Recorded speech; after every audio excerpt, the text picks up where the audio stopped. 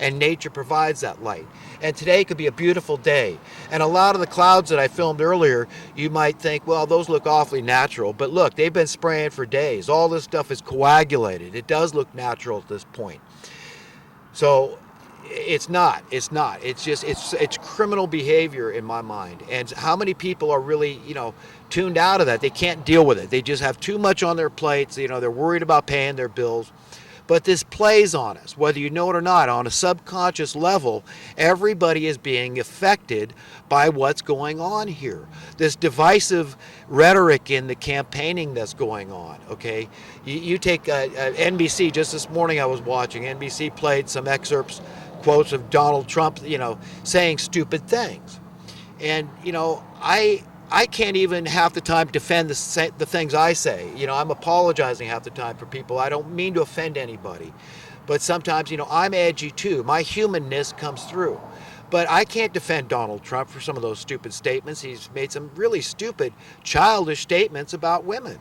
And he should know that that's stupid. But look, he's a product of this system. He was weaned on this sick, twisted system too. I mean, look at the man.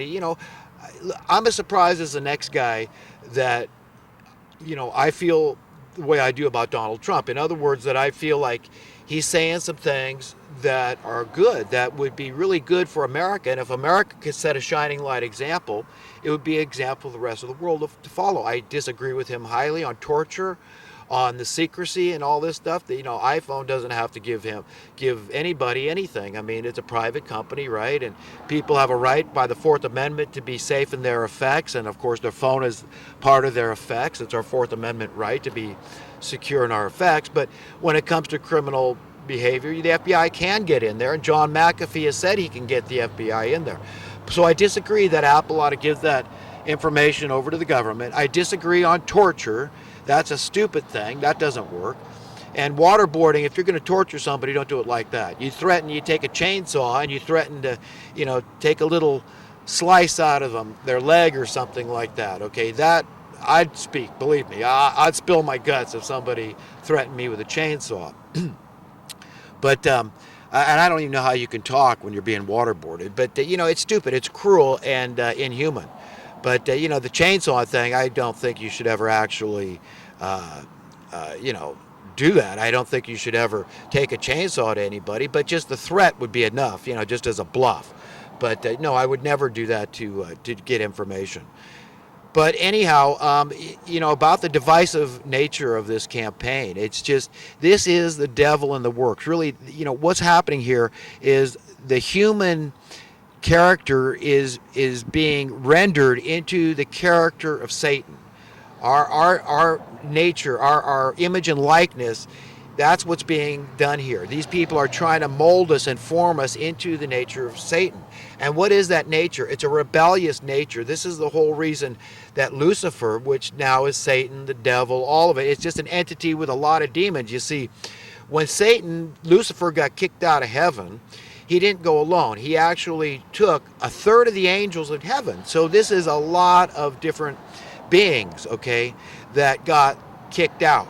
And they couldn't live there because they took Lucifer's side. They were rebellious. They wanted to set their throne above God's.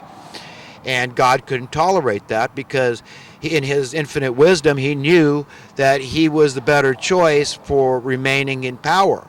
So this is what it all came down to. So, Gabriel was one of the two special angels. These cherubs are called. And Lucifer. So Lucifer went one way with all his power and his minions. And now we're being affected upon the earth with all the evil. Okay, this is what's going on here. This explains all the bad things that happen on the earth. It explains the money. This is Satan and the money are one and the same. Jesus explained this over 2,000 years ago. You can't serve two masters. You must hate the one to love the other. And, to love the one, you've got to hate the other. We cannot have it, okay? And this hatred is not of an entity, a living entity so much as a concept. It's just a method. It's just a diabolical method of controlling us. You understand? That's what's behind the money. We don't need it because if we had just sound money, sound currency, eventually we'd all be so prosperous. Your currency would be worth so much relative to purchasing power nobody would care anymore. Everybody had, $1 trillion on hand. It doesn't matter. You understand? You're set free. And that's what these monsters at the top fear the most. They fear your basic understanding, that fact that all the little problems, everything, the GMO food, the fluoride in the water, people are doing this because they're getting paid. Everything, every evil under the sun out there. Name a social ill that's solvable. I'm not going to say, not natural disasters, not gravity, and their gravity being deadly. This is what happened at the fall of man. You see, this is what's taken over this curse that has befallen the earth. We've got stinging insects, mosquitoes and spiders and all this stuff. And then God makes a spider that eats other spiders, in order to offset this thing. I mean, we got the bats out there gobbling up the mosquitoes, by the pound. A jumping spider is a predator for bed bugs, It won't hurt a person, won't bite you, but they're creepy. People don't want them in their house. They jump around. But, all this spraying of insecticides inside buildings in the cities and stuff might explain why we've got the bed bug problem we do. We need to let the natural organisms that God provided, like the jumping spider, to gobble up the bed bugs. And the same probably holds true now. I heard of an outbreak of lice recently, some very powerful lice that's resistant to the poisons that they currently have on the market. But this is the kind of thing that's going on out there. It's a tit for a tat. You see, God is trying to help. He's trying to show us always his love and show us he's not to blame for any of the evil. He's not the one to blame for death. It was our ancestors, who fell, and now it got in our DNA. Now we're having to pay the price. It got deeply in there. So we're all affected and infected with an evil tendency. Now, Alex Jones had G. Edward Griffin on the show recently, and he was talking about the good human nature, and he's absolutely right. And I talk about that too, how we've got an instinct to not be self-serving, decadent slobs, okay? We want to contribute. We want to be good and upright people with a moral compass, a conscience, and adhere to ethical standards and values. This is a proven fact. In fact, they've done studies, experiments where it's proven that well over 90% of the American people are honest, and if given a chance, they won't steal. That's the fact. That's really a beautiful thing. This gives me hope that God is going to finally, eventually, ultimately win this battle between good and evil, because that's what it comes down to. But he's taking his time. He's letting this thing run its course in his time, not on ours. So while we might be wondering why God doesn't just, throw lightning bolts at the evildoers and, strike them dead, okay, which a lot of humans would do. But we got to remember that restraint and patience are good things. Long suffering is a good thing. When you love somebody, you are patient with them. And God still, believe it or not, loves the evildoers. And that's what we're called on to do, to love our enemies, to reach out always to the bitter end. That's it. That's the whole thing. We've got to see that, as outrageous as that and illogical as that might sound, that's what we're to do. It doesn't mean you don't have a right to self-defense. Of course you do. And the defense of others. That's great, and that's fine. But in the meantime, it's about winning people out of the darkness and into the light, so that they can be God's friends too and go out and win more friends, because this is what God is really after. He's not after us being religious and pious and all this. He wants us to be his friends. This is his treasure. And it's very simple to be his friend. Okay, it's just understanding that God is our parents. Ultimately, this is our owner, our divine parents. Male and female, he created us. So that's the situation we have here. We need to understand God as our owner, as our rightful parents. Well, albeit our earthly parents, our flesh and blood parents, can't save our lives.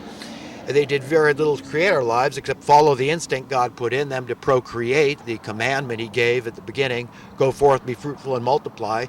And so he made it very desirable to do so, so we did so, and we're still doing so.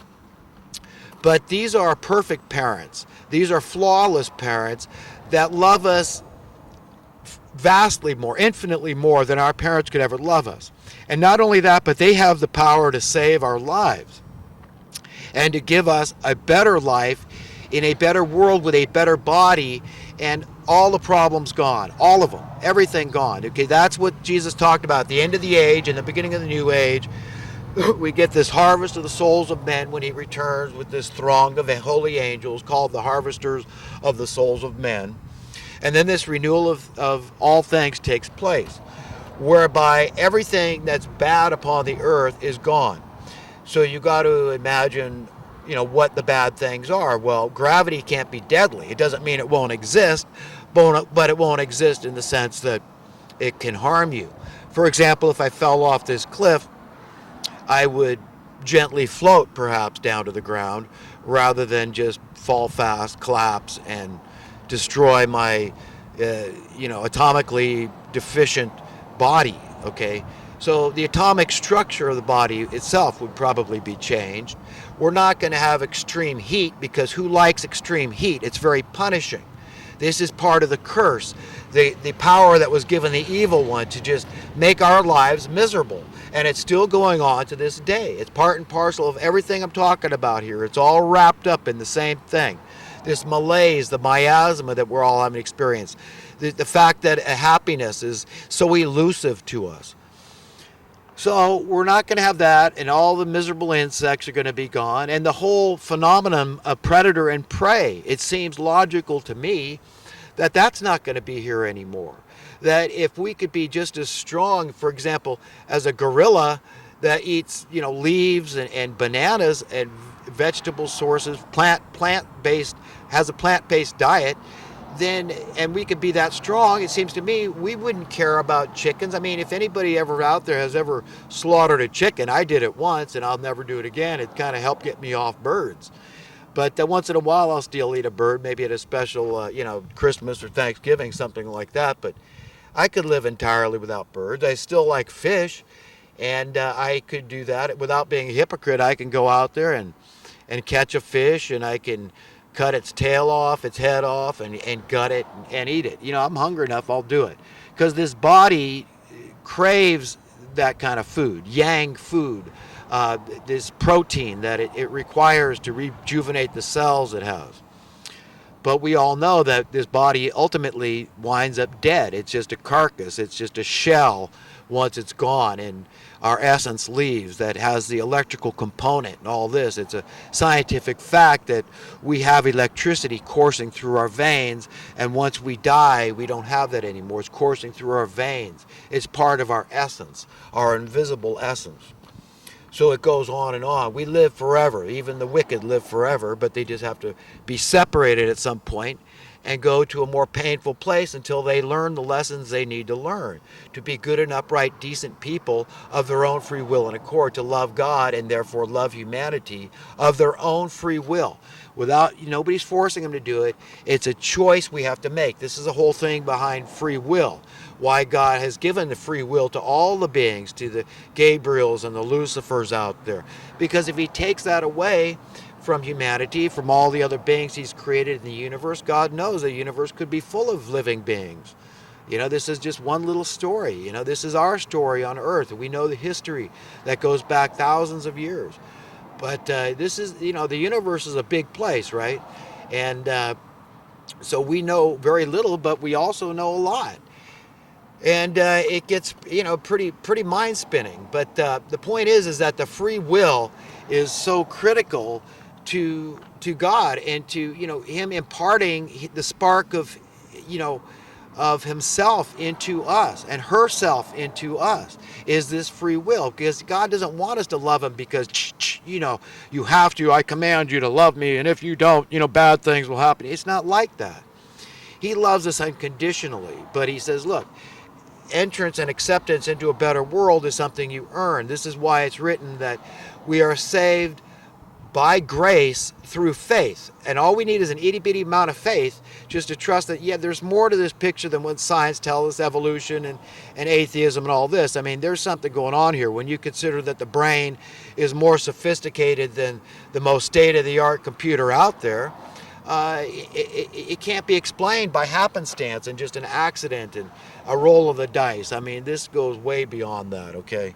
What's going on here. So you understand, being made in the image and likeness of God, part of that is this free will. And God can't take that from evil people, because then all he would have is